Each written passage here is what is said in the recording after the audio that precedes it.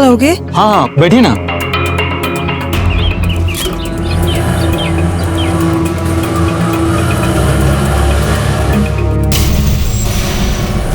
सिल्वी,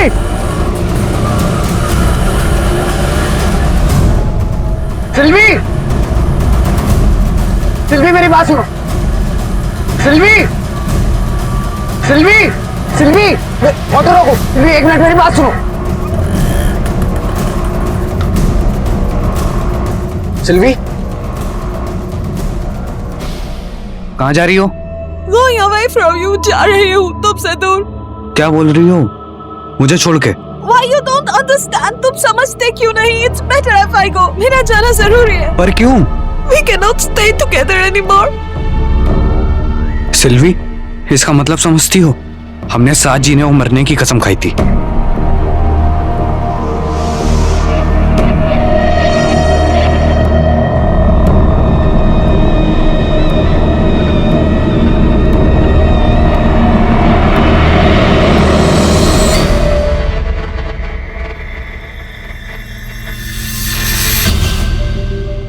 कहते हैं कि विवाह एक ऐसा संबंध है जो ऊपर से बनकर आता है और यहाँ नीचे दुनिया में निभाया जाता है।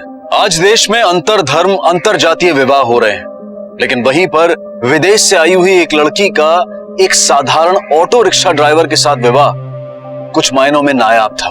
यूक्रेन की सिल्वी डी कॉस्ट्रो और मुंबई के महेश पाल की शादी जितनी चौंका देने वाली है, उसके पीछे छिपी कहानी उससे कहीं ज्यादा हैरान और परेशान कर देने वाली है। साहब, कल से हमारा बेटा बहू दोनों गायब हैं। साहब, हमारे बेटे को खोज दीजिए। आपके बेटे और बहू का नाम? महेश नाम है और हमारी बहू का नाम सिल्वी।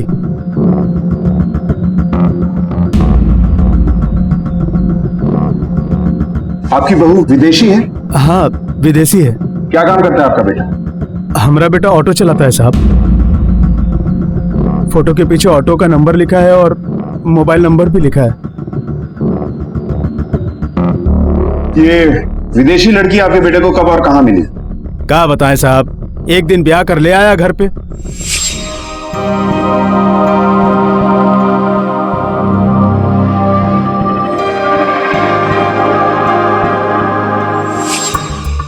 कहां से है आपकी बहू? किस मुल्क से? क्या नाम है? उक्रेन से है। साहब, वही उड़ा ले गई है हमारे बेटे को।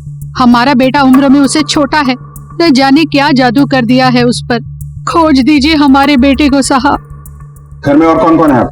बहुत छोटा परिवार है साहब, एक ठो बेटा है और एक बेटी है। सर, मेरे माँ बाप भाभी को पसंद नहीं करते हैं। भाभी बुरी नहीं है। अभी मेरी शादी के दिन हम उनकी ब्यूटी पार्लर में ही तैयार होने गए थे, वहीं उनसे हम पहली बार मिले। मधु, बाहर आ जा। ये अच्छी जगह लगती है, यहाँ चलते हैं। Yes sir. सिल्वी जी से मिलना था। 1 सेकेंड। सिल्वी मैम। Yes? चाहिए। Please come. मैं सिल्वी हूँ, I'm the owner. How can I help you? Madam, Mahesh. और ये ना मेरी बहन है मधु। मैडम, आज इसकी शादी होने वाली है और घर में सब लोग आएंगे। इसको एकदम ऐसे सजाइएगा कि घर में सबके सब दिखते रह जाए। Don't worry. Would you like to have a seat? Jay, please. आप बैठिए। मैं बाहर जाता हूँ। Come back after an hour. Please come.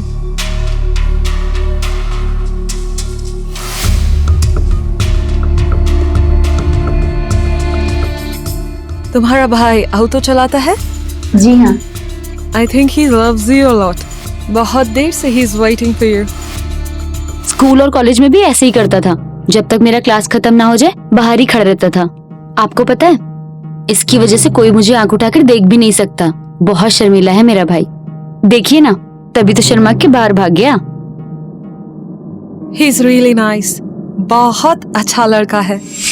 Sir, भाभी को भैया का भोलापन बहुत पसंद आ गया।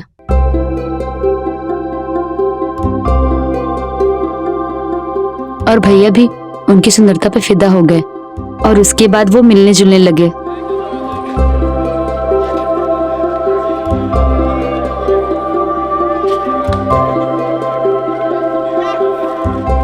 सर, वो दिन उनकी जिंदगी के बहुत अच्छे दिन थे। शादी कब हुई उनकी? सर 4 महीने पहले। और उसके बाद घर में झगड़े शुरू हो गए? सर भाभी बहुत भली हैं। उन्होंने घर में एडजस्ट करने के लिए क्या कुछ नहीं किया। उनकी बस एक ही इच्छा थी सर, कि घर में सब उन्हें एक्सेप्ट कर लें और प्यार करें। यार तो खाना तो बड़ा दमदार और स्वादिष्ट बना। बनेगा क्यों नहीं पापा, आज खाना भाभी ने जो बनाया है। पर वो क्यों नहीं खा रही है? आप भी ना माँ, भाभी कभी भैया कहने से पहले खाना खाती हैं। फिलहाल आप जाइए, जरूरत पड़ी तो दोबारा बुलाएंगे आपको। जी सर। नागरे सर, एक विदेशी लड़की एक ऑटो ड्राइवर से प्यार करे, उससे शादी करे, उसके साथ चावल में रहे, फिर एक दिन लड़के के साथ गायब। सर ऐसा भी तो हो सकता है कि अपने माँ बाप से छुटकारा पाने के लिए खुद ही गायब हो गए हो। दोनों के मोबाइल फोन्स भी तो स्विच ऑफ है। हो सकता है, लेकिन घर वालों के बयान में मतभेद है। मोहल्ले वालों से पूछताछ करते हैं। यस सर, चलो। ये सामने जो महेश पाल रहता है, जिसने एक विदेशी लड़की से शादी की है, उसके बारे में कुछ जानती हैं आप? वो जब शादी हुई थी ना, तब अम्मा ने, महेश की माँ ने बहुत ढिंढोरे पीटे थे। अरे रुको रुको रुको, अरे चंपा, अरे सुनीता सुन ना, देख मेरी कितनी प्यारी बहू लाया है मेरा बेटा विदेश से। कितनी प्यारी है, कितनी गोरी है। और साहब, पिछले 2 महीने से रोज झगड़े होते थे उनके घर पर। झगड़े? क्यों? क्या बोलूं साहब, आंटी ने तो जीना हराम करके रख दिया था अपने बेटे और फिरंगी बहू का।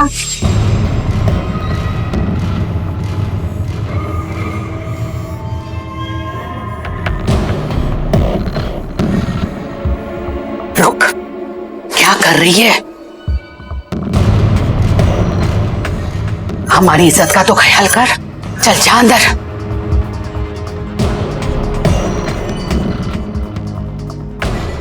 क्या हुआ माँ, तुम फिर से चिल्ला रही हो? धीरे धीरे सीख जाएगी, थोड़ा प्यार से समझा दो। दूसरे देश से आई, उसको हमारे तौर तरीके सीखने में थोड़ा तो टाइम लगेगा ना। तेरा ये प्यार व्यार का ड्रामा है ना, तो अपने पास रख। इस घर में रहना है ना, तो इस घर की मान और मर्यादा का ख्याल रख के रहना पड़ेगा, नहीं तो तुम दोनों ना इस घर से जा सकते हो। मेरे को लगता है दोनों अपनी मर्जी से चले गए। साहब, हम लोग तो बहुत खुश थे कि हमारे घर में फिरंगी बहू आई। ये हमारी पत्नी पूरे चाल में हंगामा कर रही थी कि देखो हमारा बेटा फिरंगी बहू लेकर आया। और साहब एक बात बोलूं, हमें भी शक हुआ था कि हमारे ही बेटे को क्यों पसंद किया उस फिरंगन ने। साहब, हम ठहरे मामूली लोग, ये घर भी भाड़े का है। अपना पेट काट काट कर अपने बच्चे को पढ़ाया लिखाया, बीए करवाया, पर कोनो ढंग का काम नहीं मिला, इसलिए महेश ऑटो चलाने लगा। साहब, हमारे पास पैसा नहीं है, लेकिन इज्जत है। और वो लड़की भला हो नया का, जिसने हमारी आंखें खोल दी। साहब, महेश, इसके लिए छोड़ा था ना मुझे। क्या है ये? देख, खुद अपनी आंखों से देख, अपनी औकात बता रहा था, अब देख इसकी औकात। अरे धंधे वाली है ये, धंधे वाली। बहुत गोरी चमड़ी में मर रहा था ना तू, वो तो बिकाऊ है। अब रख अपने धंधे वाली को। हाँ।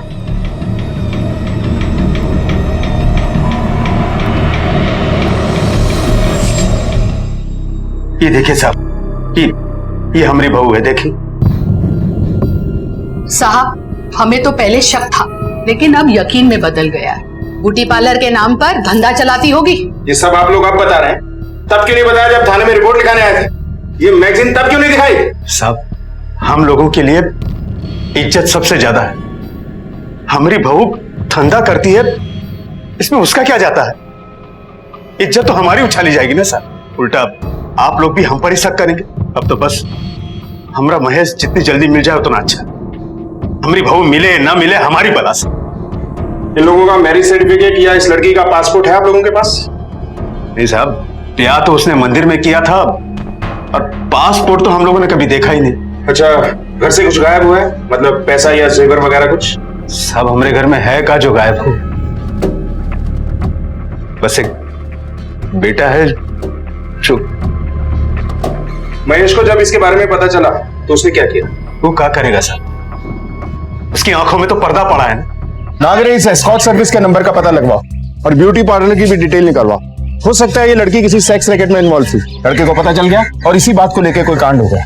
पुलिस के लिए ये सिर्फ एक पहेली नहीं बल्कि अपराध की एक गहराती गुत्थी थी, जिसे अगर जल्द ही ना सुलझाया गया तो ना जाने कितने और विचित्र परिणाम सामने आ सकते हैं। यहाँ पर एक विदेशी नागरिक का भी मसला था जो अगर तूल पकड़ लेता तो देश की छवि को दागदार कर सकता था, लेकिन पुलिस सच्चाई की तह तक जाने में कोई कसर नहीं छोड़ रही थी।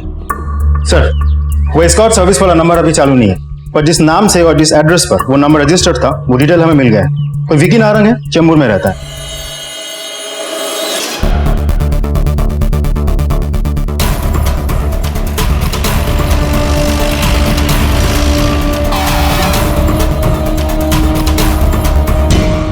ये नंबर तुम्हारा है? नहीं साहब, ये मेरा नंबर नहीं है। तो फिर तुम्हारा नाम और एड्रेस पर रजिस्टर्ड कैसे है? ये नंबर? जी। सॉरी सर, लेकिन ये नंबर मेरा नहीं है। इस लड़की को जानते हो? कभी देखा है? नो सर, नेवर, कभी नहीं। क्या बात है विकी? Is all okay? सब ठीक है। अच्छा एक बात बताओ, तुम काम क्या करते हो? सर मैं TXL सॉफ्टवेयर में प्रोग्रामर हूँ। कार्ड देना सर, ये वाशी में है।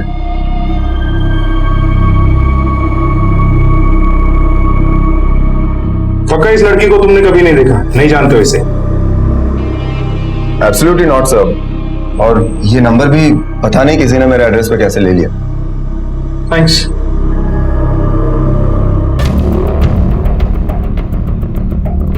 लगता है इस लड़के की फेक आईडी पे ये नंबर लिया गया है। इस नंबर की डिटेल्स निकालो, किस किस ने इसे फोन किया, कहां कहां से फोन आया, सब पता लगाओ। Yes sir. अगर ये लड़की एस्कॉर्ट सर्विस चला रही है तो इसके ब्यूटी पार्लर में कोई ना कोई कुछ ना कुछ जरूर जानते हैं। सर सिल्वी के ब्यूटी पार्लर चलते हैं और स्टाफ से पूछताछ करते हैं।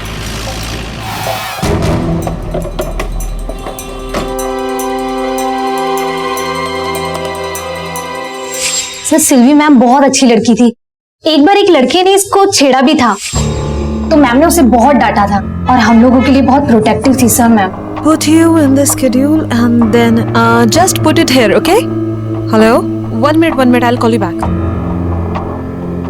हेलो मैडम, थोड़ी मसाज कर दो। चाहिए मुझे तकलीफ हो रही है, मसाज। Police तुम्हारी मसाज करेगी। Leave. Hut. Go. इज्जत, रिस्पेक्ट और सम्मान, सर सभी चीजों का वो बहुत ख्याल रखती थी। सर आप ही बताइए कि वो धंधे का काम कैसे कर सकती हैं? किसी ने बहुत ही घटिया मजाक किया है। थैंक्स सर, मेरे सबका बैकग्राउंड चेक करवाया, ना ही ये ब्यूटी पार्लर और ना ही इस पार्लर में कोई भी लड़की इस धंधे में शामिल है। सब क्लीन है। नागरे, सिल्वी की फोटो को मीडिया में रिलीज करो। वैसे मुझे लगता है कहीं ऐसा तो नहीं कि महेश की किसी से दुश्मनी थी और ये लड़की उसकी चपेट में आ गई। हालांकि उसके माँ बाप ने तो हमें कुछ नहीं बताया। वो बताएंगे नहीं, हमें पता करना होगा।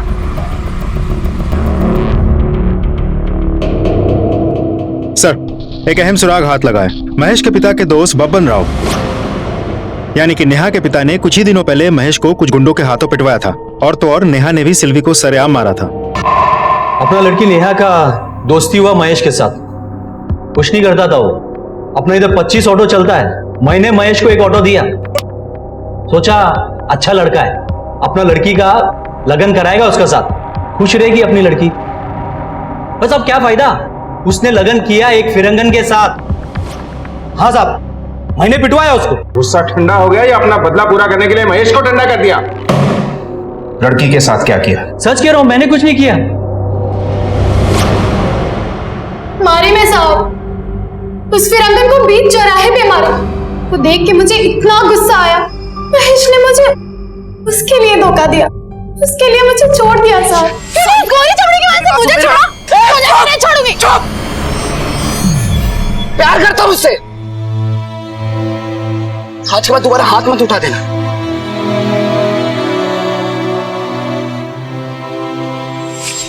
और अब क्या कर सकते हैं साहब, शादी हो गई है उसकी।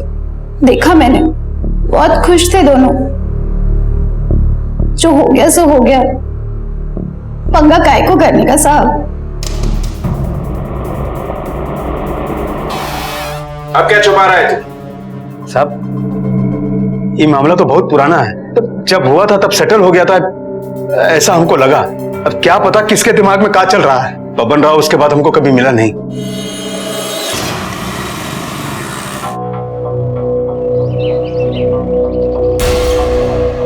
फिरंगी मैडम, अरे बाबा साहेब, मी आता पेपरमध्ये बघितले रे साहेब, वो गोरी शेट्टी मैम है ना, फिरंगी मैम। बैठ बैठ। क्या हुआ गोरी मैम, कहीं देखा था? हाँ हाँ हाँ साहब, 5 दिन पहले वो मेरे रिक्शा में बैठ के गई थी साहब, और मेरे को बोली कि मेरे को बस डिपो जाने का है, और वहां पर उसके बाद छोटा सा बैग था बस। फिर जैसे मैं बाबूवाड़ी से बाहर निकला ना, एक रिक्शा मेरे को ओवरटेक किया।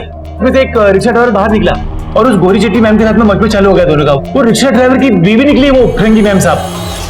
हाँ, बात क्या हुई वो बता। वो फिरंगी मैम रिक्शा वाले के साथ उसके घर जाने को तैयार नहीं थी साहब। फिर परेशान होकर रिक्शा वाले ने अपने बाप को फोन लगाया। बाबूजी, अभी जो हुआ सो हुआ। अब माँ को लेके गोरेगांव वेस्ट साईं बाबा मंदिर रोड पे पहुंच गए। मैं वेट कर रहा हूँ। नहीं, माँ को आना ही होगा। हाँ, मैं और सिल्वी साथ में हैं और आपका इंतजार कर रहे हैं। हाँ ठीक है, ये ले भाई, तू निकल। वो रिक्शा वाला मेरे को रिक्शे का भाड़ा दिया और उस फिरंगी मैम को अपने ऑटो में लेके निकल गया साहब।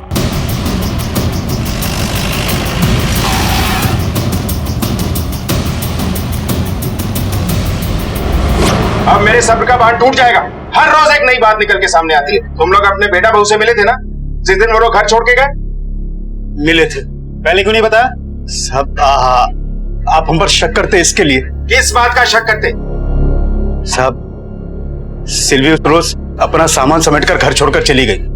हमने भी सोचा कि बला टली, पर रास्ते में महेश मिल गया उसे। एक बात साफ कर देता हूँ, शादी की है मैंने इससे, ये पत्नी है मेरी, और इसकी पिछली जिंदगी में जो कुछ भी हुआ उससे मेरा कुछ भी लेना देना नहीं है। सुन लो, और उन कागज के टुकड़ों को कचरे के डिब्बे में जाकर फेंक दो। और अगर ये हमारे साथ नहीं रह सकती है तो उस घर में मैं भी नहीं रहूंगा। बड़ा असर हो रहा है तुझ पर इसकी गोरी चमड़ी का। हाँ, इस बाजारू लड़की के लिए तू हम दोनों को छोड़ेगा? माँ, बहू है तुम्हारी, जबान संभाल के बात करो। अरे साले, तुम्हारी जबान कितनी चढ़ गई है? बहुत ज्यादा बोल रहा है।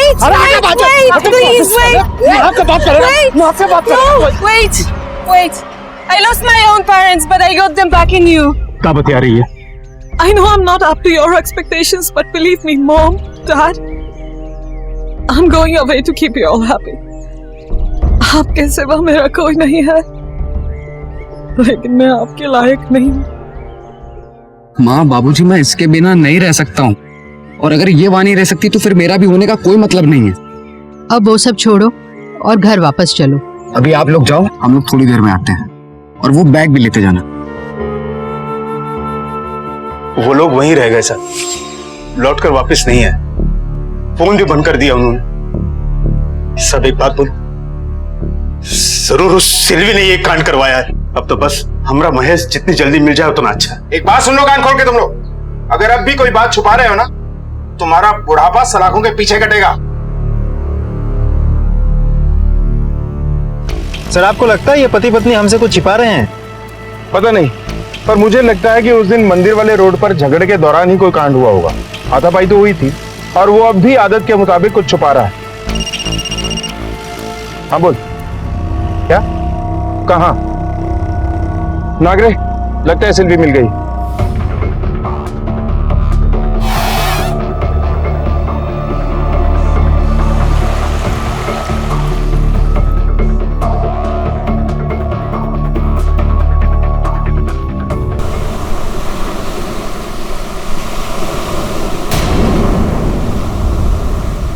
हटिए यहां से।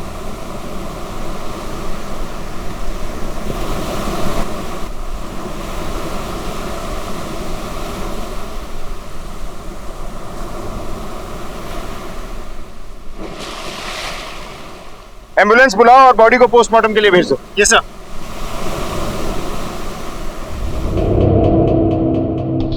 सिल्वी मिल गई, यानी उसकी लाश। तुम सब ने मिलकर सिल्वी को मार डाला, और अब तुम्हारा बेटा महेश फरार है। साहब, सब आपको लाश समंदर के किनारे मिली। हम अपने बेटे से मिलने के लिए गोरेगांव के पास साईं मंदिर वाले रोड पर गए, तो साहब हम अपना बेटे और बहू से मिलकर वापस आ गए थे 8 बजे। आप चाहो तो चाल वालों से पूछ सकते हो। नागरे सर, वेरीफाई करो। Yes sir.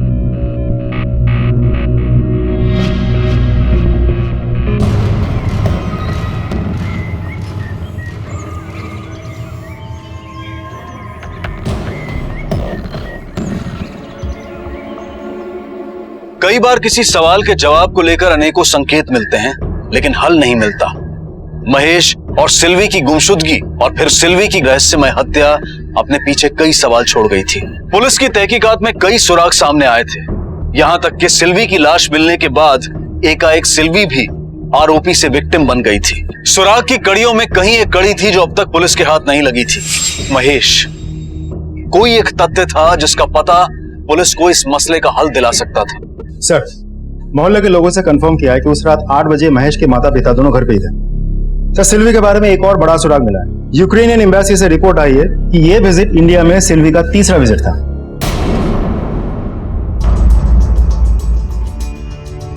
मधु से फोन पे कंफर्म करो। Yes sir.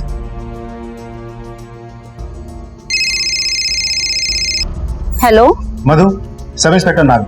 जी सर, बोलिए। अच्छा, क्या तुम बता सकती हो कि सिल्वी का इंडिया में ये तीसरा विजिट था? तीसरा? नहीं सर, हमसे तो कहा था कि वो पहली बार यहाँ आई है। सर, मुझे तो लगता है सिल्वी सबसे बहुत बड़ी बात छुपा रही थी। इंडिया के 3 चक्कर लगा चुकी थी, खबर सिर्फ एक थी। नागरे 2 यूनिट बनाओ, पता करो ये लड़की इंडिया में कितनी बार आई, क्या किया, कहां गई, किससे मिली और कहां रही। Yes sir.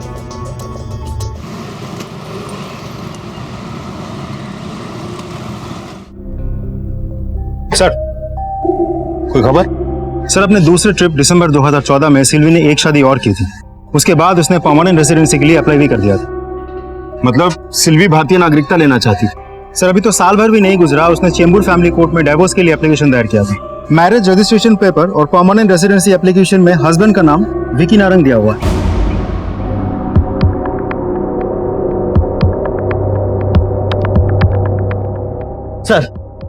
Sir, Scott service के कॉल रिकॉर्ड्स आ गए। सर, इसमें बहुत सारे नाम हैं। ये देखिए, सारे मर्दों के नाम, विनीत, मनोज, अनवर, संजय। सर, दिसंबर 2014 से मार्च 2015 तक इस नंबर पे बहुत सारे कॉल्स आए थे।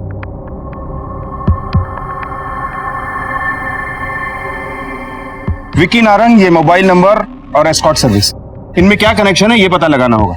और इन नामों में से जो सबसे ज्यादा फोन किया करते थे, इन सबको भी उठाओ तुरंत। और विक्की नारंग, इसकी भी प्रोग्रामिंग करनी होगी, आईटी प्रोग्राम है।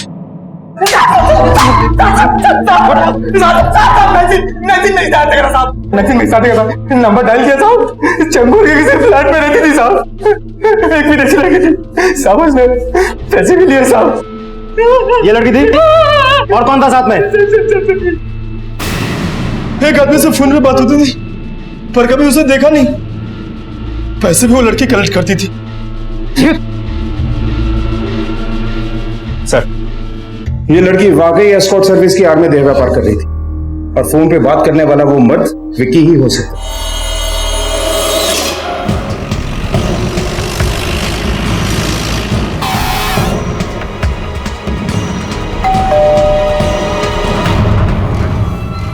कल सुबह ऑफिस के लिए निकले पर अब तक घर नहीं आए वो।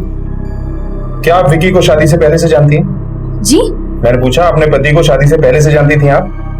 वो एक्चुअली हमारी अरेंज मैरिज थी।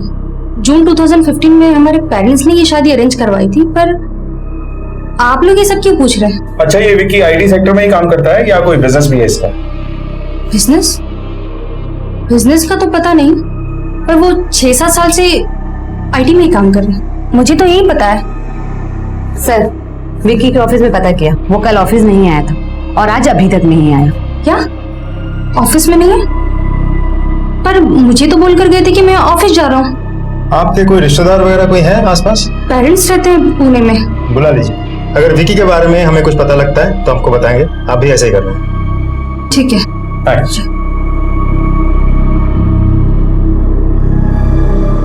अजीब बात है, अगर ये आईटी सेक्टर में काम करता था तो इस लड़की सिल्वी से कहाँ मिला होगा? इसकी बैकग्राउंड चेक करो, ऑफिस में कलीग्स वगैरह से बात करो। वाइफ को कुछ नहीं मालूम, पर हो सकता है किसी को कुछ पता हो। हर थाने में इसके बारे में अलर्ट जारी करो, इसके घर पे नजर भी रखो। Yes sir.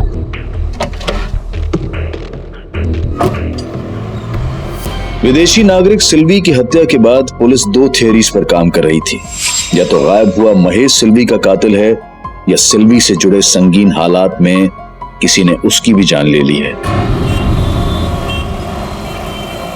सर, अपने नेटवर्क से महेश के बारे में अभी तक कोई खबर नहीं मिली है। और विकी के ऑफिस कॉलीग से भी बात हुई है सर। एक दो का कहना है कि विकी को एक्टिंग और मॉडलिंग का बहुत शौक था। कुछ एक टीवी सीरियल्स में उसने छोटा मोटा रोल भी किया था। ये सब या तो वो पार्ट टाइम करता था, नहीं तो ऑफिस से छुट्टी लेकर अपने एक्टिंग मॉडलिंग का शौक पूरा करता था। तो नागरे, ये हो सकता है कि सिल्वी की उससे मुलाकात मीडिया की दुनिया में ही हुई होगी। सर यूक्रेन एम्बेसी से सिल्वी के वीजा की एक फोटोकॉपी मिली है सर, जब वो पहली बार इंडिया आए थे जून 2014 में। वर्क वीजा पर आई थी। ये अनूप मेहरा ने रेकमेंड किया था। क्यूबी प्रोडक्शन के रेकमेंडेशन लेटर पर इसको वीजा मिला था। एड्रेस भी है। चलो नागरे, पता करते हैं।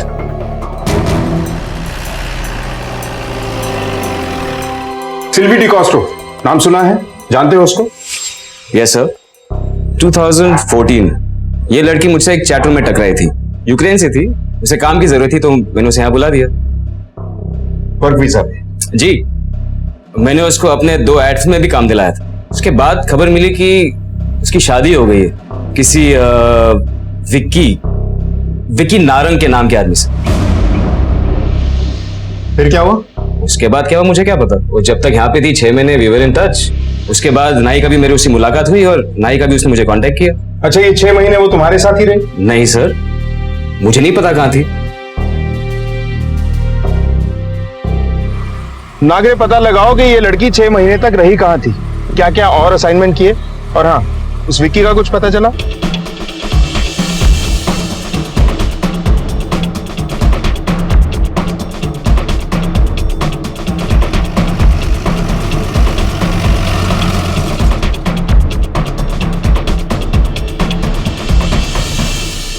आइए सर, मेरा क्या एसोसिएट।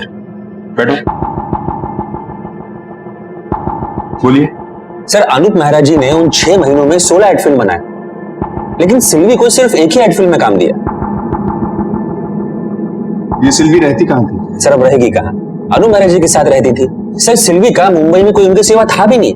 अनूप मेहरा जी उसकी मदद करते थे, उसे अपने साथ रखते थे और काफी एक्सप्लॉइट भी किया। ये मेहरा पुलिस के साथ होशियारी कर रहा है। चलो, गेहूं गया तेला? Yes sir. प्यार हो गया था मेरे को उससे सर, साथ में रहने लगे थे। पर फिर विकी मिल गया उसको, चली गई उसके साथ, शादी कर ली। तूने शादी क्यों नहीं की? सर, मैं कैसे रोकता उसे सर? तूने उसे जाने दिया, नजर नहीं रखी लड़की पर? नहीं सर, कोई कांटेक्ट नहीं रखा सर। सर, ये रहे तीनों के कॉल रिकॉर्ड्स, विकी, सिल्वी और मेहरा के। उन 6 महीनों के बाद भी ये सब लोग एक दूसरे के साथ टच में थे। कॉल्स आई और गई।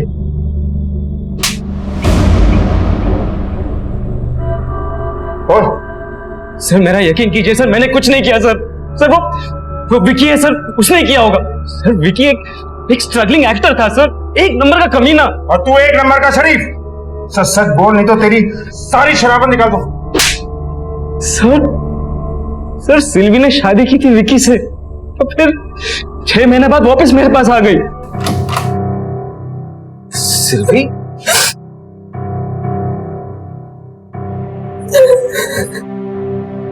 Used me. He put me into prostitution. शादी तो बस बहाना था. Put me in frustration. I was in escort service. Every day he used to go 2 to 4 people and beat me when I refused. Please help me. I have no one to speak. Silvi, don't worry, मैं तुम्हारे साथ हूँ, okay? Sir, Silvi की हालत देख के रहा नहीं गया मुझसे सर। मैं कुछ लोंडों को ले गया और धो डाला मैंने विकी को। सिल्वी तेरे को डिवोर्स पेपर्स भेजेगी, हाँ? डिवोर्स पेपर्स साइन कर देना, समझे? नहीं तो यही उस खंबे से लटका दूंगा तुझे, समझे? चलो।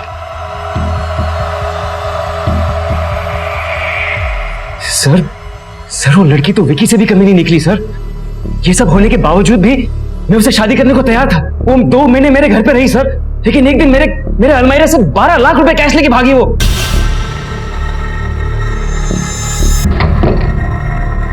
कब की बात है ये? सर, 21 जून 2015। उस दिन से परेशान हूं सर, ये दिन मैं कभी नहीं भूल सकता हूं। सर, हो सकता है महेश को सिल्वी की देह व्यापार की सच्चाई पता चल गया हो और उसने सिल्वी को मार दिया हो। महेश से शादी भी इसने 8 महीने बाद की, जनवरी 2016। और ये मेरा बोल रहा था कि सिल्वी उसके पैसे लेके भागी। कहीं ये ब्यूटी पार्लर भी सिल्वी ने उसके पैसे से तो नहीं बना?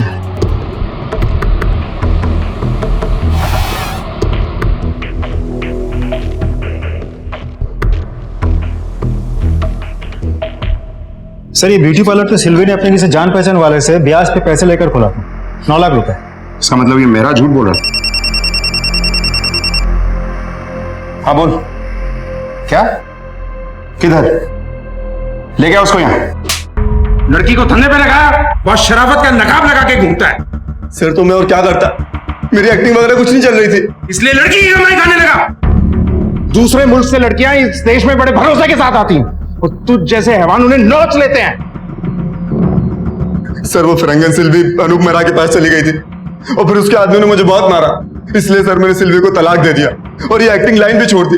सब छोड़ छाड़ के सर मैं अपनी IT फील्ड में वापस चला गया था और मेरे माँ बाप ने मेरी शादी करवा दी। बस इतना ही जानता हूँ सर मैं। ये तो तेरी कहानी के पन्ने हुए। सिल्वी की किताब खोल।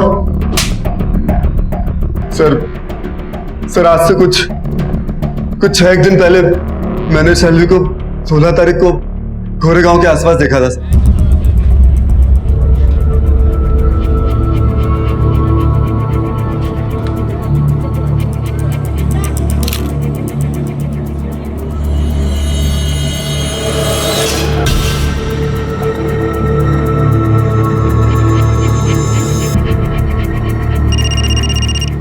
हेलो, क्यों मेरा फोटो देखी? मेरा बहुत तलाक कराने चला था ना। तेरी वाली फिरंगन ना ही तेरी रही और ना मेरी। सर उसके बाद क्या हुआ मुझे नहीं मालूम। दूर क्षितिज तक फैला समंदर कितना हसीन लगता है, शांत, गंभीर, सौम्य। लेकिन अगर नजदीक से देखा जाए तो उफनती लहरें नजर आती हैं। सिल्वी का जीवन भी कुछ ऐसा ही था। एक खूबसूरत, हसीन, सौम्य चेहरे के पीछे कितना कुछ तूफानी गुजरा था। मेहरा के कारण वो इस देश में आई, विक्की ने शादी का झांसा दिया और फिर वो वहां से भाग निकली। इस अनोखी कहानी में सिल्वी कभी आरोपी तो कभी पीड़ित के लिबास में नजर आई, पर इतना तो तय था कि उसके साथ न्याय नहीं हुआ था। कौन था वो जिसने उसके साथ अन्याय किया और मौत की सजा भी मुकर्रर कर दी? विक्की मिल गया है और उसने अपना जुर्म भी कबूल कर लिया है। सर मैंने पहले ही कहा था सर। एक बार फिर से बोल, सच सच बोल और आखिरी बार बोल। जल्दी बोल, नहीं तो तेरी हड्डियों से कबूल कराऊंगा। सर विकी के ताने सुन के मैं आग बगल हो गया था सर। सिल्वी का नशा होता नहीं था सर, मुझे सिल्वी चाहिए थी। मैंने उसका एड्रेस पता करवाया, फिर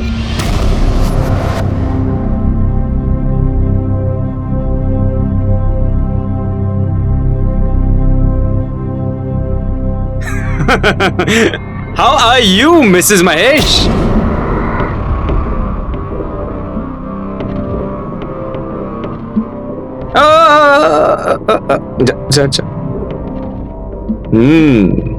शादी की 3rd इनिंग्स मुबारक। तो अरे कैसा लग रहा है इस बार ऑटो वाले से शादी करके? तुम्हारी औकात भी वही है। You used me for your lust. Vicky was worse. He not only used me but sold me too. But Mahesh, he respects up. Despite knowing all the facts about me, he does. तुमसे लाख बेहतर है वो auto वाला। He's a real man. तो फिर एक काम करते हैं, महेश के पेरेंट्स को और इस सारे मोहल्ले वाले तुम्हारा पूरा पास्ट, सारा का सारा कच्चा चिट्टा खोल के बता देते। अरे सुनो तो सही, तुम जानती नहीं हो इन इंडियंस को इज्जत के लिए मरते हैं। वो है ना तुम्हारा रियल मैन, सर उठा के जी नहीं पाएगा बेचारा। वो यही कहीं रहता है ना। दूर रहो तुम मेरी लाइफ से। ज्यादा स्मार्ट बनने की कोशिश मत कर, समझी? मुझे खुश रख और मैं तेरे खुशियों का इंतजाम सब कर दूंगा। शाम को हम समुद्र पे मिला करते थे ना, वही बीच पे, वहां आ जाना, ठीक है? I have my eyes on you. शाम को बीच पे।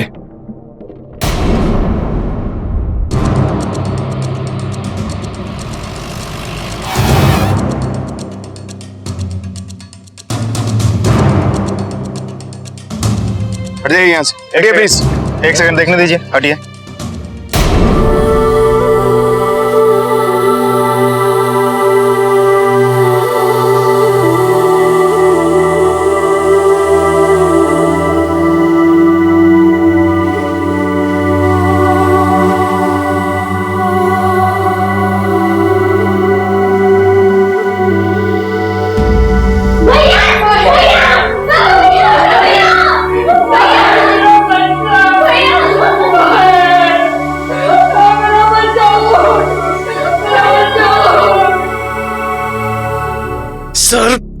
सर मैं डेस्परेट हो गया था सर। नशा सर पे चढ़ गया था सर। मैं वहां वक्त से पहले पहुंच गया।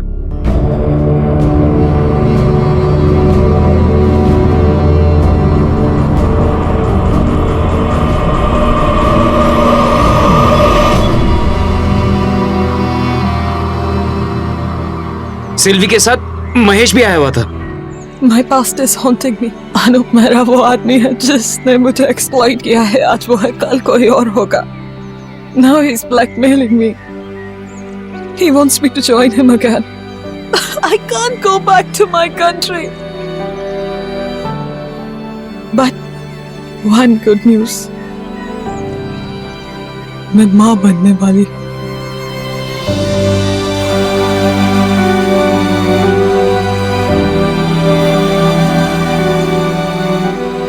इस आखिरी अरमान के साथ मैं जिंदगी काट लूंगी। यू मम्मा, मी पापा।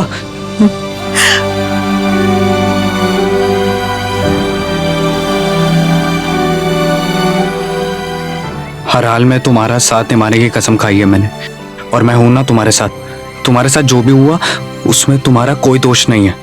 तुम चलो।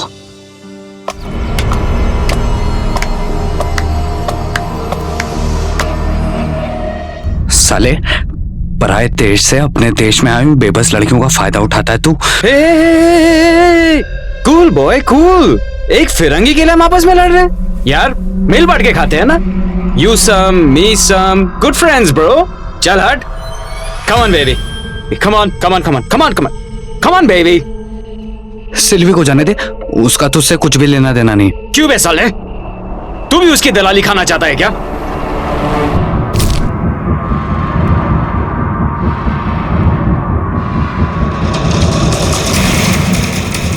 फोन लगाओ, फोन लगाओ,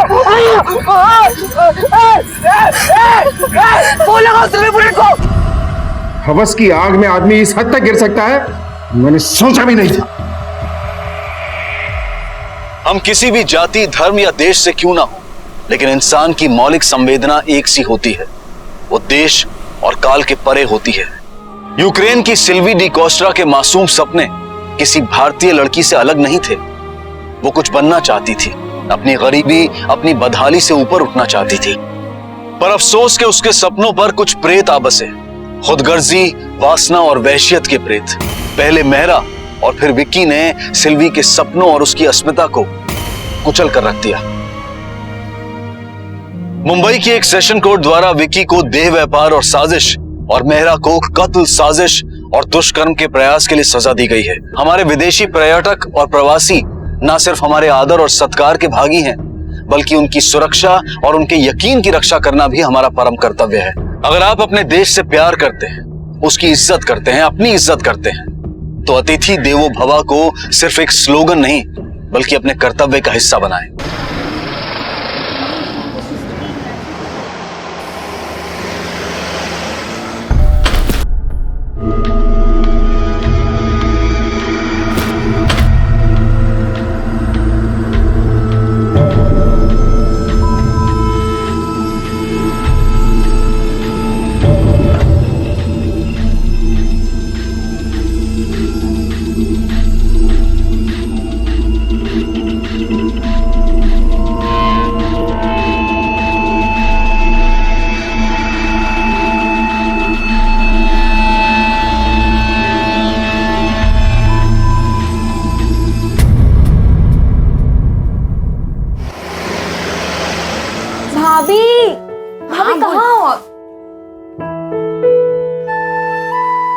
एक एकदम हीरोइन जैसी दिख रही है।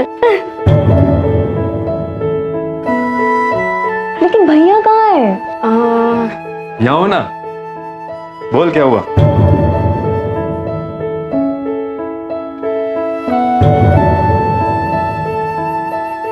हाँ हाँ, भानु भी तो है ना? है? वो अपने सगे बड़े भाई की बात कर रही है, धर्म की।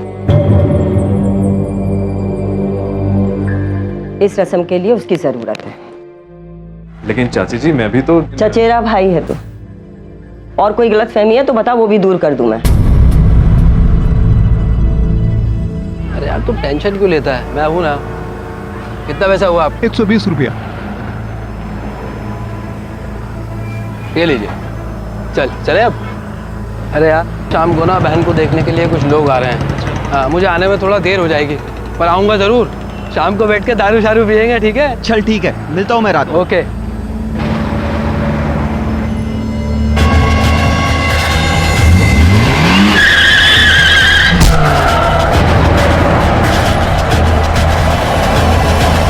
तुम दोनों यहाँ लव की तरह क्या खुसुर फुसुर कर रहे हो जाएगी तुम दोनों की भी शादी। जाके बहन की शादी ना अभी काम करो, चलो जाओ। और तू यहाँ खड़ा खड़ा मुंह देखता रहेगा क्या? धर्म को फोन करके बुला, जल्दी जल्दी कर।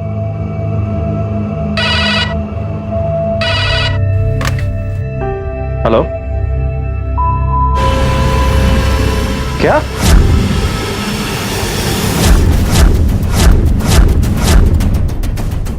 ठाकुर सर, आसपास लोगों से पूछताछ करो, किसने एक्सीडेंट होते हुए देखा, और इसके घर वालों को इन्फॉर्म कर दिया? ये सर, इसका नाम धर्म है। इसके साथ में इसका दोस्त भी था, उसने एक्सीडेंट होते हुए देखा, तो घर वालों को ऑलरेडी इन्फॉर्म कर दिया है। ठीक है, फॉरेंसिक वाले और फोटोग्राफर को भी बुलाओ। जी सर। सर हम रोज दोपहर को साथ में दुकान से आते थे, फिर उसी पान वाले की दुकान पर हम लोग कुछ खाया पिया करते थे, फिर वो अपने घर चला जाया करता था, मैं अपने घर चला जाया करता था। सर आज भी धर्म ने मुझसे बातें की, और जैसे ही वो रोड क्रॉस करने लगा, मिलता हूँ मैं रात। ओके।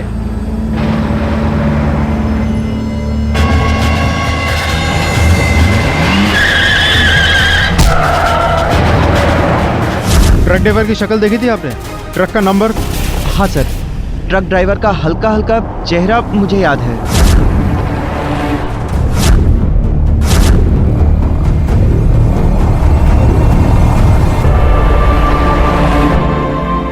कोई टाल सकता नहीं है पुत्र, जो होना है वो तो।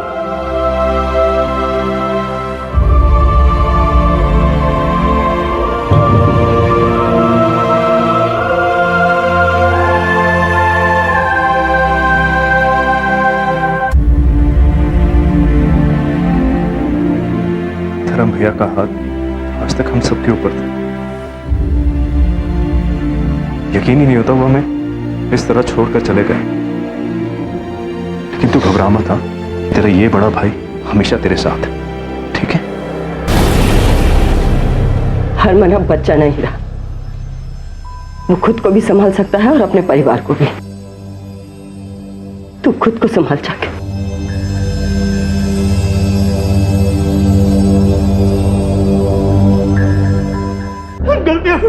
सब रात भर गाड़ी चलाई, एक पल के लिए आग झपकी और एक्सीडेंट हो गया। पब्लिक के डर से नहीं रुका था, उन्हें लोग मुझे वहीं मार डालते। आंखों में इतनी नींद थी तो कहीं किसी धाबे पे सुस्ता लेता। तेरी लापरवाही की वजह से एक आदमी की जान चली गई। Sir, return on case. Driver ने खुद कबूल किया है कि एक्सीडेंट उसकी वजह से हुआ है। ठीक है, चार्जशीट बना के मजिस्ट्रेट के सामने पेश कर दो। हिट एंड रन, एक ड्राइवर की ट्रक चलाते समय आंख लग गई और एक परिवार ने अपना बड़ा बेटा खो दिया। घर का आधार स्तंभ चला गया। क्या गुजर रही होगी उसकी मां पर, उसकी पत्नी पर। ऐसे केसेस पुलिस की फाइल में तो क्लोज हो जाते हैं, लेकिन उन परिवारों पर क्या बीतती है जो इसके शिकार होते हैं। पुलिस को शक करने लायक कुछ मिला ही नहीं, लेकिन क्या वाकई ये सिर्फ एक दुर्घटना थी? हम समझ सकते हैं आप पर क्या गुजर रही है।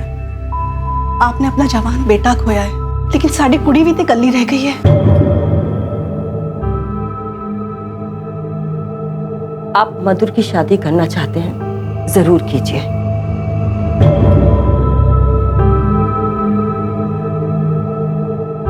हम नहीं, आप लोग जो भी सोच रहे हैं सही सोच रहे हैं। हमें सच में कोई एतराज नहीं। मैं शादी करने के लिए तैयार हूं।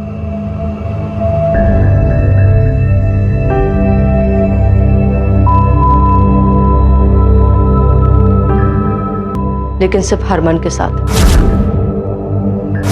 क्या?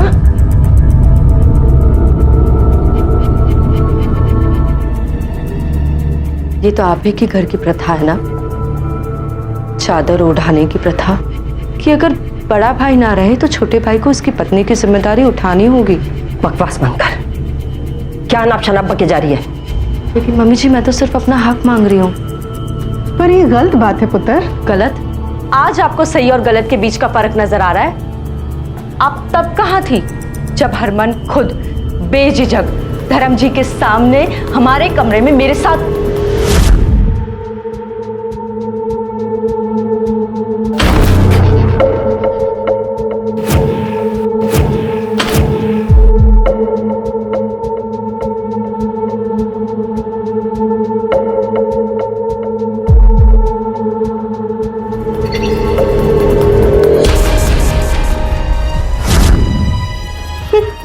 चौंक गए जैसे आप कुछ नहीं जानती थी। ये लड़की पागल हो गई है।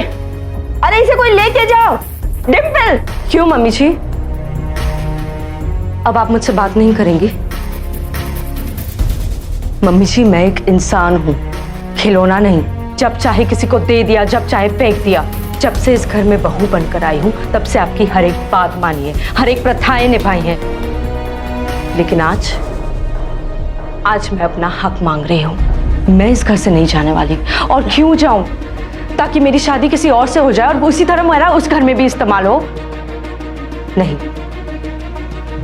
मैं कहीं नहीं जाऊंगी। मैं इस घर में बहू बनकर रहूंगी, हरमन की बीवी बनकर। क्या बक रही तू? हमारे देश में आज भी अनेकों कुप्रथाएं हैं जिन्हें बदलने की बजाय हम उन पर पर्दा डाल देते हैं और छाती ठोक कर कहते हैं कि हमारे देश में जो संस्कार बच्चों को मिलते हैं वो कहीं और नहीं मिलते। ये खोखला गर्व है हमारी संस्कृति पर। अक्सर ऐसी प्रथाओं का पालन करने के लिए बड़े बुजुर्ग बच्चों से कहते हैं, लेकिन यहाँ पर स्थिति कुछ और ही थी। यहाँ एक लड़की खुद एक पुरानी प्रथा को निभाने की जिद कर रही थी। क्या नाम शनाप बोल रही है?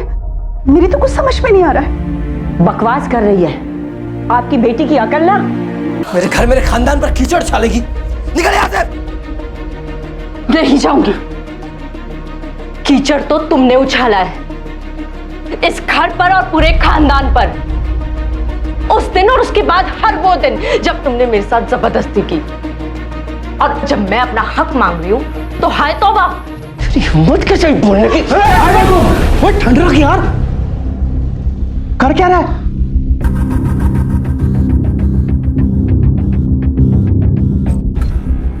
भाभी ये सब छोड़ो ना। आपको इस घर में शादी करनी है ना? मैं तैयार हूं शादी करने के लिए।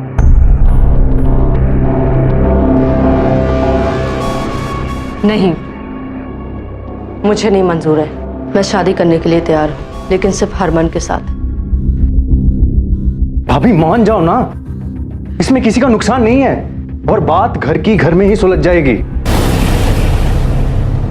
चल बेटा, पुत्र, कोई जरूरत नहीं है, कोई जरूरत नहीं है, रहने दी। चल। नहीं, मैं ये घर छोड़कर नहीं जाऊंगी। मैं कहीं नहीं जाऊंगी। भारती, इसका दिमाग खराब हो गया है। छोड़ दो इसे यहाँ पर। इसे जो जी भी चाहे उसका करने दो। चलो यहाँ से। चलो।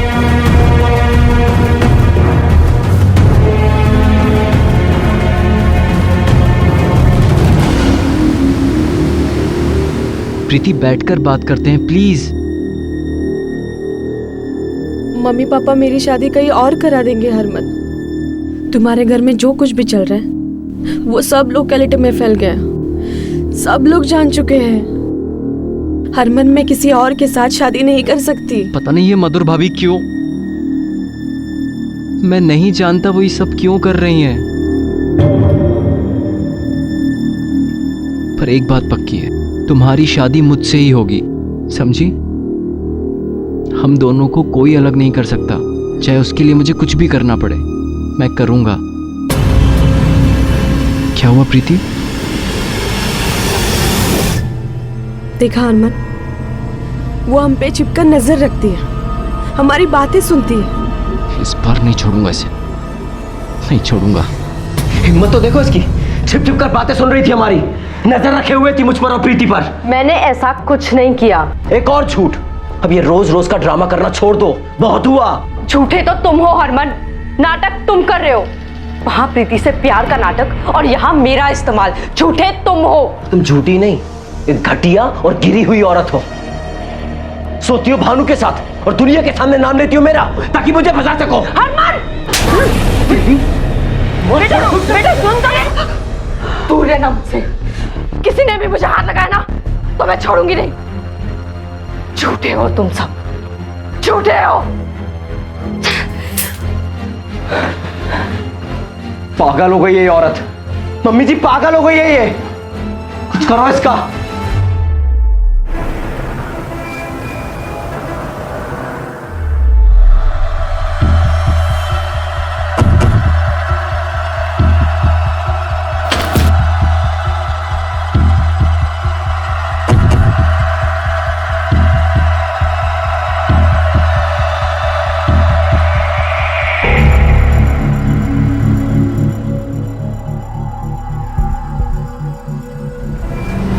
सर, कोई मुझे मारने की कोशिश कर रहा है। मुझ पर हमला किया है। हमला? किसने किया आप पर हमला? सर वो मैं देख नहीं पाई। और सर ये पहली बार नहीं हुआ है। और आप अब आ रही हैं हमारे पास कंप्लेंट करने के लिए? आपको पहले आना चाहिए था। ठाकुर सर, इनसे डिटेल्स लो और जहां जहां इन पे हमला हुआ है वहां पूछताछ करो। शायद किसी ने कुछ देखा। Yes sir. और इनके परिवार से भी बात करनी होगी।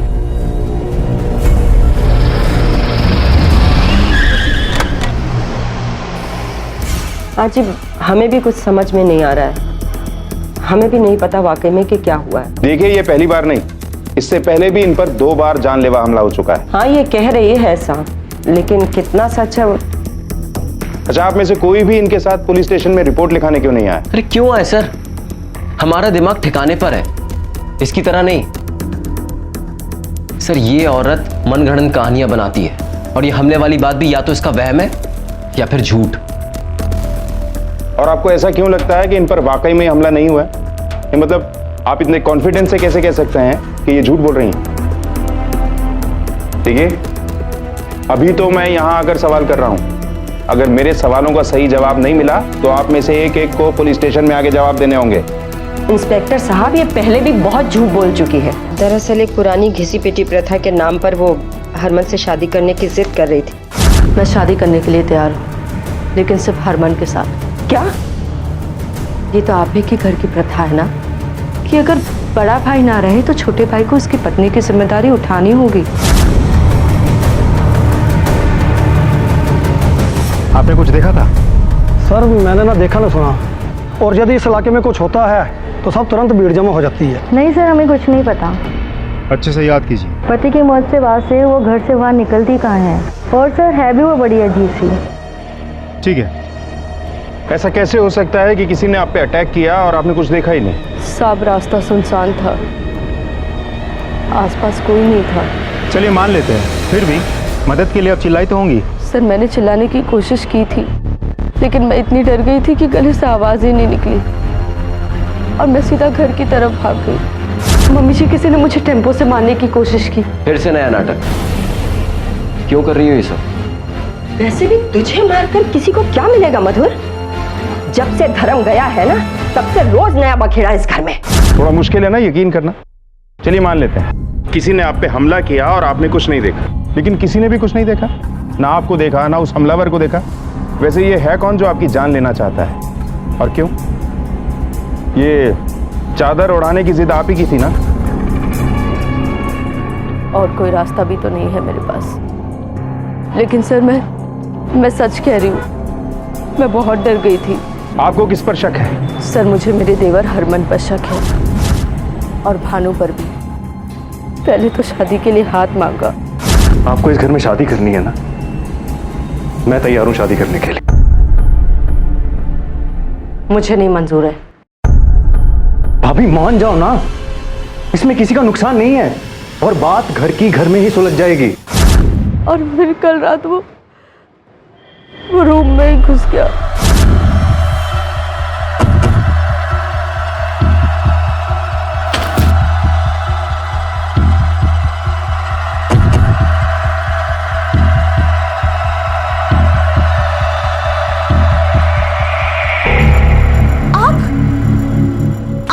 करें। मधुर, मुझे तुम्हारी फिक्र हो रही थी इसलिए आया हूँ। तुम ठीक हो ना? हाथ मत लगाना मुझे, दूर रहो मुझसे, नहीं तो मैं चिल्ला दूंगी, मैं सबको बुलाऊंगी। ये तमाशा तुम छोड़ नहीं सकते हो क्या? अरे जो हो गया उसे भूल जाओ। तुम अकेली हो गई हो ना, लेकिन तुम घबराओ मत, मैं हूं ना, मैं तुम्हें सहारा दूंगा। मैं यहाँ तेरे लिए आया था, लेकिन तेरे तो नखरे ही बढ़ गए। मुझे मना करके तूने अच्छा नहीं किया, इसका बदला जरूर लूंगा, याद रखियो। कहीं उसके साथ भी तो आपका कोई संबंध तो नहीं था? नहीं सर। और हरमन के साथ? मैं मना कैसे करती? जो भी होता था मेरे पति के सामने होता था।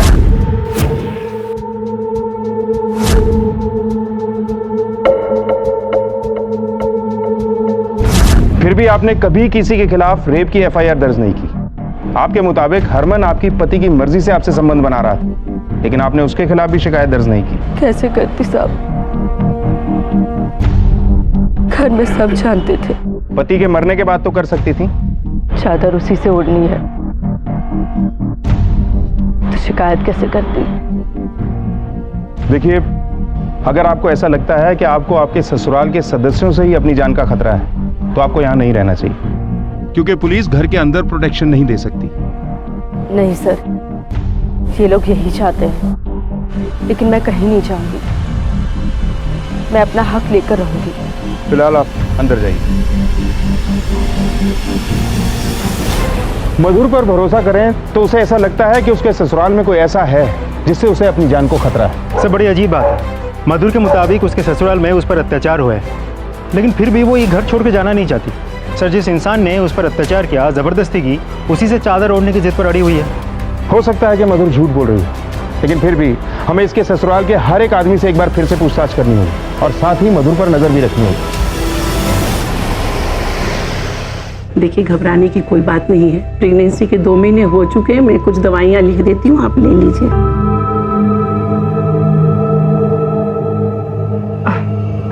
Thank you doctor.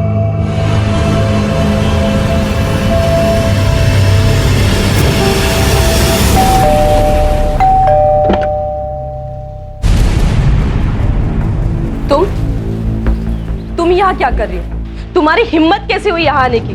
प्रीति, मैं तुम्हें बताने आई हूँ कि मैं प्रेग्नेंट हूँ और होने वाला बच्चा हरमन का भी हो सकता है, इसलिए प्लीज हरमन से अपना रिश्ता तोड़ दो। तुम झूठ बोल रही हो और सबसे पहले तुम ये अपना ड्रामा बंद करो, ताकि मैं और हरमन चैन से जी सके। और ये बच्चा हरमन का हो ही नहीं सकता। हरमन ने मुझे सब कुछ बताया कि किस तरह तुम उसके ऊपर नजर रखती थी। अरे कितनी घटिया औरत हो तुम! भाभी और देवर के रिश्ते को इतना नीचे गिरा दिया। अच्छी पट्टी पढ़ाई है उसने तुम्हें, लेकिन मुझे ये समझ नहीं आ रहा कि तुम उस पर यकीन कैसे कर सकती हो।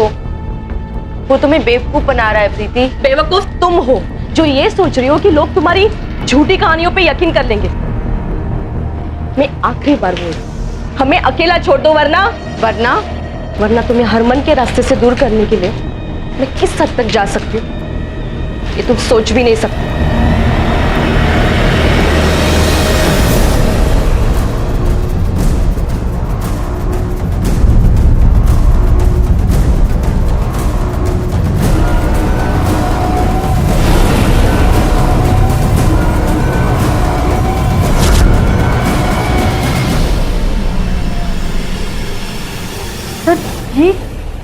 जमानत पे छूटा है।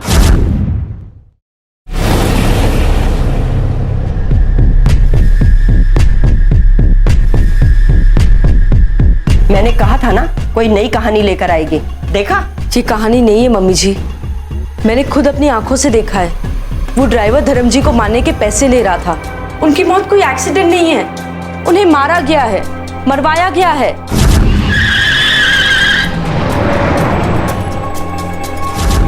क्या हो रहा है ये सब? क्या हुआ? इस औरत का नया नाटक। कह रही है धर्म भैया का एक्सीडेंट नहीं, मर्डर हुआ था। क्या? फिर तो तुमने पैसे देने वाले को भी देखा होगा ना, कौन था वो?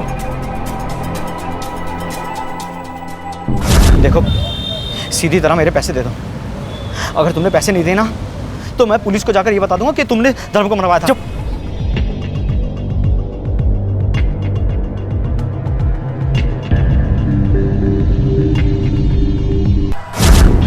क्या क्या बोल रही हैं आप ये?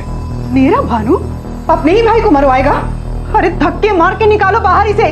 घर तोड़ना चाहती है हमारा। पहले पति को खा गई, अब हमारे ऊपर उंगली उठा रही हो।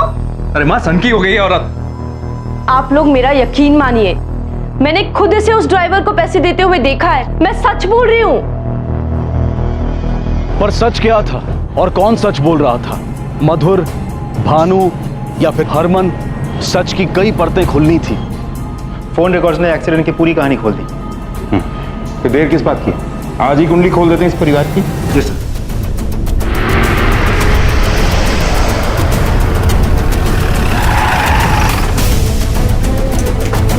भानु कहाँ है?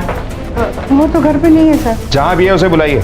उस पर अपने ही भाई का खून करवाने का इल्जाम है। ये क्या कह रहे हैं? इंस्पेक्टर साहब, आप भी इसकी बातों में आ गए?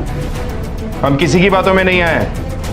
ट्रक ड्राइवर ने खुद बयान दिया है कि भानु ने ही उसे धर्म का खून करने के लिए पैसे दिए थे। झूठ बोलेगा ना तो तेरे कॉल रिकॉर्ड सारी सच्चाई बयान कर देंगे। अब बता, किसने पैसे दिए थे एक्सीडेंट करवाने के लिए? भानु से 5 लाख रुपए तय हुए थे। हमको पता था एक्सीडेंट केस है, जमानत मिल ही जाएगी और फिर पैसे देकर केस को रफा दफा कर देंगे। हमारे पास सबूत भी है। बताइए कहाँ है भानु? देखिए, आप में से किसी ने भी अगर उसे छुपाने की कोशिश की तो तहकीकात में बाधा डालने के जुर्म में आप सबको अंदर कर देंगे। शायद गोडाउन में होगा, वही रहता है।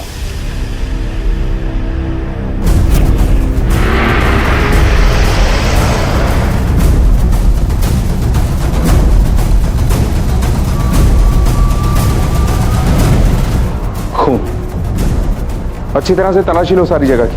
उधर देखो।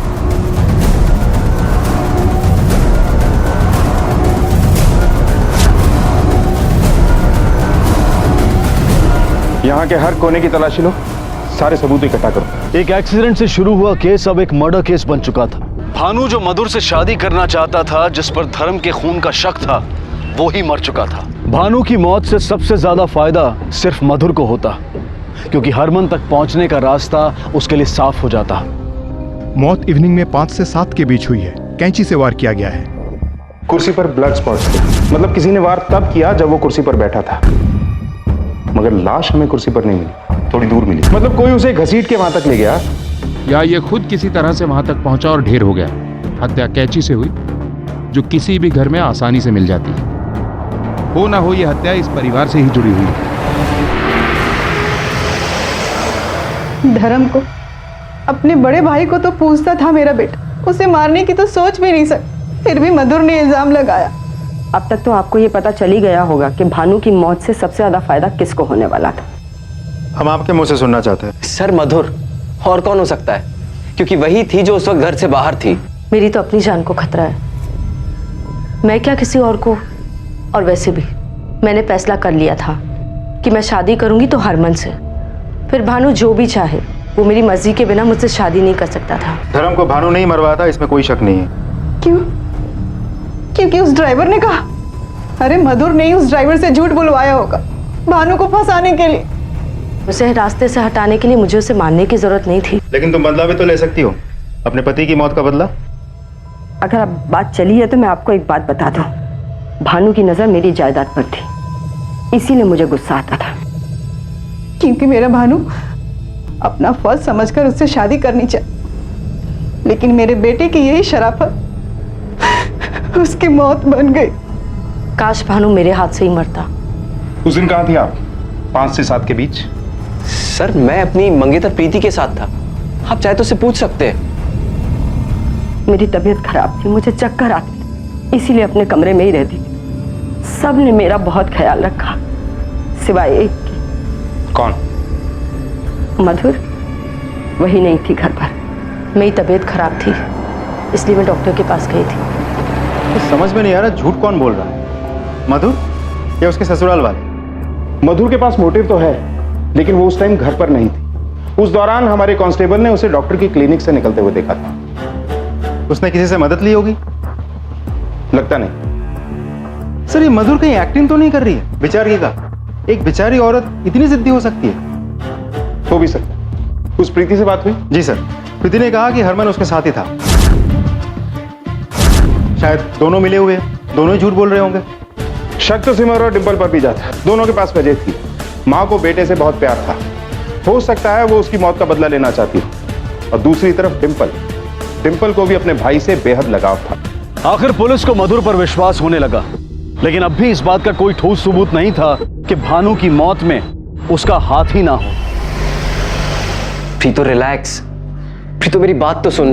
देखो हरमन, जब तक ये मधुर हमारे रास्ते से हट नहीं जाती ना, तब तक कुछ सही नहीं होगा। तो ठीक है ना, उसे रास्ते से ही हटा दूंगा वंस एंड फॉर ऑल, तब तो सब ठीक हो जाएगा ना।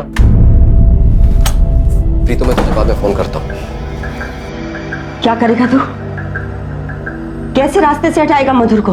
मार देगा, खून करेगा तू? हाँ करूंगा, जरूरत पड़ी तो करूंगा। जीना हराम कर दिया उसने मेरा। अरे उसे मारकर तुझे क्या मिलेगा? जेल चला जाएगा। सारी की सारी जिंदगी सामने पड़ी है, पूरी बर्बाद हो जाएगी। देख पुत्र, बड़े बेटे को मैं खो चुकी हूँ, दूसरे को खोना नहीं चाहती। और मैं प्रीतो को नहीं खोना चाहता। आप समझ क्यों नहीं रही हो माँ?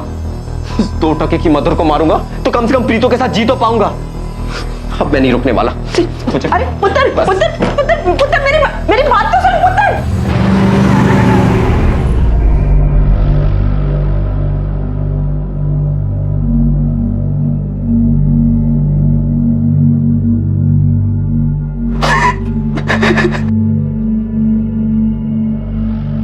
खाना खा लो वरना कमजोर पड़ जाओगे।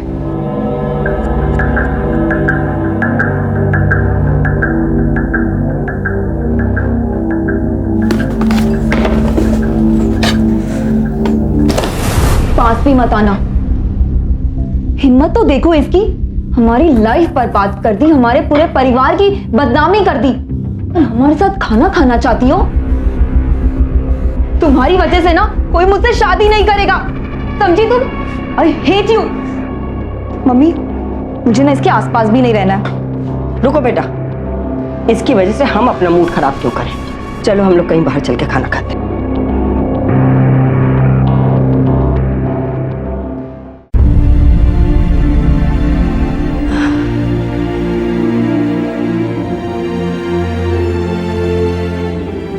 कितनी बुरी हूं ना मैं। खुद कुछ नहीं खाया, कोई फर्क नहीं पड़ता,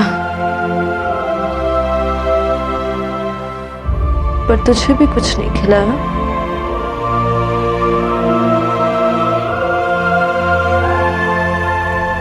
तुझे तो खाना ही होगा।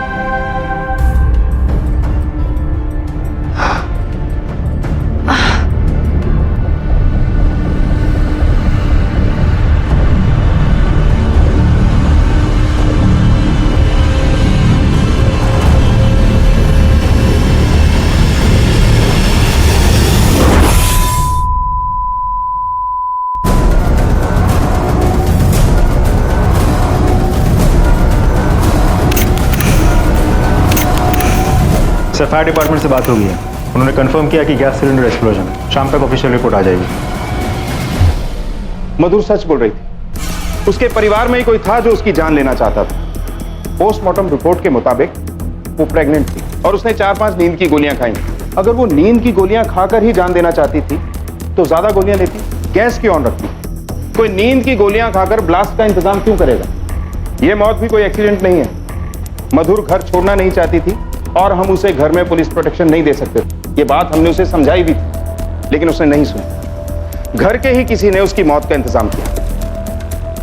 मधुर प्रेग्नेंट थी। ठाकुर, इसके बच्चे का डीएनए टेस्ट करवाओ, आखिर पता तो चले कि यह बच्चा किसका था, उसके पति का, उसके देवर का, या उसके पति के चचेरे भाई भानु का। डीएनए टेस्ट से अब मधुर की सच्चाई पता चलेगी।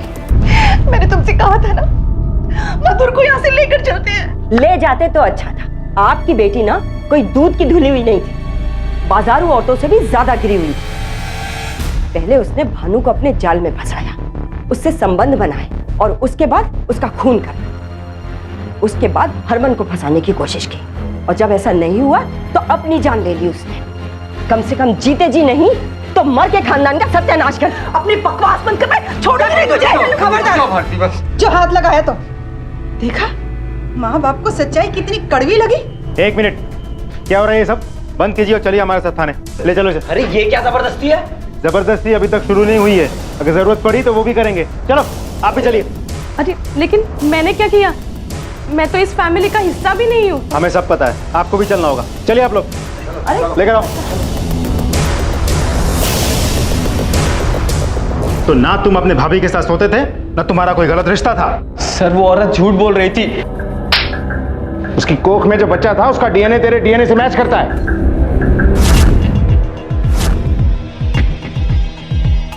इंस्पेक्टर साहब, ये सब मेरी बहू की चाल थी। हम सबको फंसा कर चली गई वो। हम सब ने उसकी जिद के सामने झुकने से इनकार कर दिया। मैंने चादर उड़ाने से मना कर दिया तो उसने मुझसे बदला लिया है। और आपके छोटे बेटे ने जो उसके साथ किया वो सही था। इस घिनौने जुर्म की तरफदारी करती हैं आप। तुम सब जानती थी, फिर भी हरमन के साथ शादी करना चाहती थी। कैसी लड़की हो तुम? कहीं तुमने और हरमन ने मिलकर तो नहीं उसे अपने रास्ते से हटा दिया? नहीं, तुम्हें हरमन के रास्ते से दूर करने के लिए मैं किस हद तक जा सकती हूँ ये तुम सोच भी नहीं सकती। उसे हमारे रास्ते से हटाने के लिए मैं कुछ भी कर सकती थी, लेकिन मैं मर्डर नहीं कर सकती सर। वैसे मार तो आप भी सकती हैं। मधुर ने जो आपके बेटे के साथ किया, उसके बाद बदला लेने की इच्छा तो आपके मन में भी होगी। अरे धक्के मार के निकालो बाहर इसे। घर तोड़ना चाहती है हमारा। पहले पति को खा गई, अब हमारे ऊपर उंगली उठा रही हो। नहीं सर, मैं किसी की जान नहीं ले सकती, लेकिन हाँ मेरी जेठानी ले सकती, उनका बेटा भी, यहाँ तक कि उनकी बेटी डिंपल भी। हाँ मैं नाराज थी भाभी से, क्योंकि उन्होंने चादर प्रथा की मांग की थी, इसलिए मेरा रिश्ता भी टूट गया था और कोई रिश्ता भी नहीं आ रहा था मेरे लिए। तुम्हारी वजह से ना कोई मुझसे शादी नहीं करेगा, समझी तुम? I hate you. मैं बहुत गुस्सा थी भाभी से, लेकिन मैंने उन्हें नहीं मारा है। मैं सच कह रही हूँ, मेरा यकीन कीजिए। पहला मर्डर रोड एक्सीडेंट से, दूसरा कैंची से और तीसरा गैस ऑन रखकर। हरमन और प्रीति के पास सबसे बड़ा मोटिव था, सिमर, डिंपल या रत्ना। सबके बारे में जानकारी इकट्ठा करो। मधुर ने हमसे उस पर हुए हमले का जिक्र किया था। हर इंसिडेंट्स की डिटेल्स फिर से चेक करो। किसी ने गाड़ी चढ़ाने की कोशिश की थी उस पर।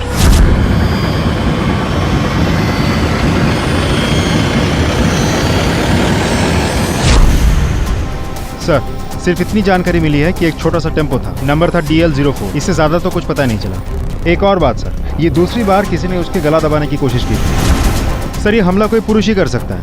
हो सकता है ये हमला उस भानु ने किया हो, या फिर इन तीनों औरतों ने किसी आदमी की मदद ली हो।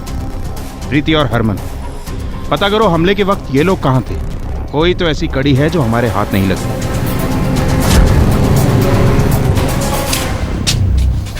अब तो इंस्पेक्टर साहब आपको यकीन हो गया ना कि हम में से कोई भी खूनी नहीं है। हरमन कहाँ? हरमन अब कुछ दिन हमारा मेहमान रहेगा। सर मैं सच कह रहा हूं, मैंने कुछ नहीं किया। तूने अपनी भाभी का बलात्कार किया और उसका खून भी किया। उस पर 3 बार जानलेवा हमले हुए। अब तक हम पूछताछ कर रहे थे मधुर की तस्वीर लेकर, पर जब हमने तुम्हारी फोटो दिखाई तो एक आई विटनेस से तुम्हें पहचान लिया और फिर हमने तेरा ट्रायंगुलेशन रिकॉर्ड्स निकलवाए। अब झूठ बोलने से कोई फायदा नहीं है हरमन, बोल। सर ये सच है कि मैंने उसकी जान लेने की कोशिश की थी। मैंने प्रीति से वादा किया था कि मैं मधुर को रास्ते से हटा दूंगा।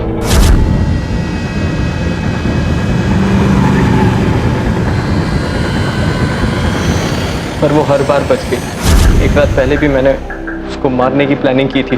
कैसे रास्ते से हटाएगा मधुर को? मार देगा, खून करेगा तू? हाँ करूंगा, जरूरत पड़ी तो करूंगा। देख पुत्र, बड़े बेटे को मैं खो चुकी हूँ, दूसरे को खोना नहीं चाहती। और मैं प्रीतों को नहीं खोना चाहता। आप समझ क्यों नहीं रही हो माँ? 2 टके की मधुर को मारूंगा तो कम से कम प्रीतों के साथ जी तो पाऊंगा। पर मैं सच कह रहा हूँ सर, मैंने उसको नहीं मारा। मेरी बात पे यकीन कीजिए सर। सर मुझे लगता है हरमन झूठ बोल रहा होगा, उसी ने गैस ऑन करके छोड़ दिया होगा। नहीं ठाकुर, जिस तरह के हमलों का जिक्र हरमन ने किया है, इस तरह के हमले एक आदमी ही कर सकता है। कैंची से किसी का खून कर देना या फिर गैस ऑन करके किसी की हत्या करना, ये तरीके उसके नहीं लगते। एक बार को मैं ये मान सकता हूं कि वो मधुर की हत्या कर दे, लेकिन भानु को मार के उसको क्या मिलता? भानु से तो उसको फायदा ही था। भानु मधुर से शादी करके उसका रास्ता क्लियर कर देता।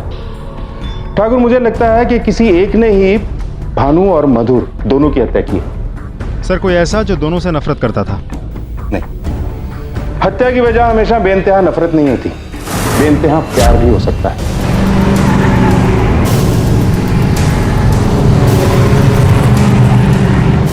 आप लोग चलिए हमारे साथ। आप भी। लेकिन इंस्पेक्टर साहब, बेटे को तो पहले ही ले जा चुके हैं, अब किसे ले जाएंगे? अब क्या चाहिए आपको? ये तो आप हमें बताएंगे। अपने बेटे के लिए इतना तो कर ही सकते हैं आप, और आप जानते हैं हम यहाँ क्यों आए।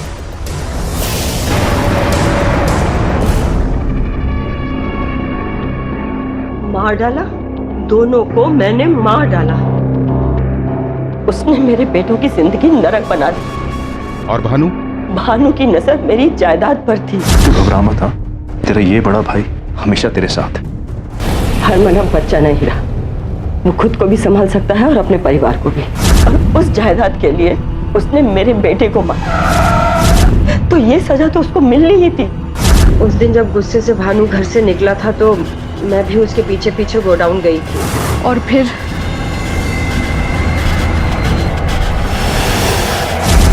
मैंने मधुर को भी मार डाला। क्या करती? मैं उसे मारना नहीं चाहती थी, वो मेरा बिगाड़ भी क्या सकती थी। लेकिन इंस्पेक्टर साहब, जब मुझे ये पता चला कि मेरा बेटा हरमन उसका खून कर देगा तो ठीक है ना, उसे रास्ते से ही हटा दूंगा वंस एंड फॉर ऑल। तब तो सब ठीक हो जाएगा ना। प्रीतो, मैं तुझे बाद में फोन करता हूँ। क्या करेगा तू? 2 टके की मधुर को मारूंगा तो कम से कम प्रीतो के साथ जी तो पाऊंगा। मुझे पता था कि हरमन को रोकना नामुमकिन है, क्योंकि मधुर पहले ही उसकी थाने में रिपोर्ट लिखवा चुकी थी। उसका एक न एक दिन पकड़ा जाना तय था। मैं अपने दोनों बेटों को खोना नहीं चाहती थी, इसलिए मैंने मधुर के पानी के जग में नींद की गोलियां मिला दी और फिर मैंने किचन में जाकर गैस को खुला रख दिया, क्योंकि मुझे पता था कि वो किचन में खाना खाने जरूर आएगी।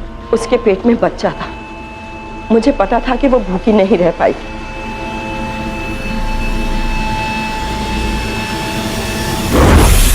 बहुत प्यार करती हूँ मैं अपने बेटों से और उनके लिए कुछ भी कर सकती हूँ। आपने 3 खून किए। पहले आपने अपने भतीजे भानु को मारा, फिर अपनी बहू के साथ साथ उसके पेट में पल रहे उसके बच्चे को भी मारा। ये कैसी ममता थी माँ की?